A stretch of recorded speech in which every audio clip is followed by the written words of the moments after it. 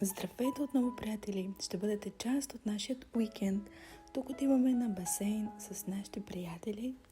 Тук чакаме докато отвори басейнът. Може да видите малки кратки снимки и видеа от нашите деца с приятели, семейство. Иде ред за вечеря.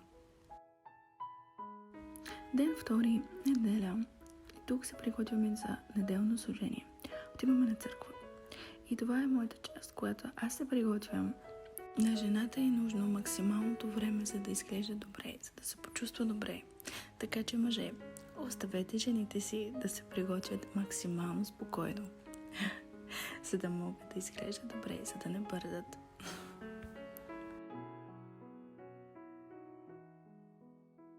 Затова, че жени и майки, привключете на дълго търпение, защото на нас ни е нужно доста дълго търпение, защото при мъжете не е така, както при мен дойдоха да ме проверят.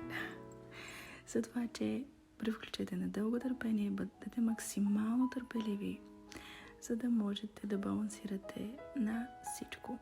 Защото всяка една жена има нужда доста дълго търпение. Това е резултатът, облеклото ни, пътуването ни до църква.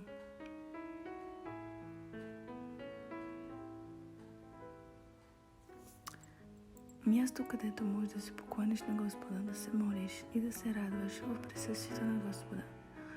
Това беше изключително прекрасно служение. След това имаме едно друго събитие, на което бяхме поканени. Беше много приятно, хубаво и прекарахме се доста добре. След това дойде една сладкия момент да преспивам Матей. И това е нашият уикенд, приятели. Благодаря ви за гледането.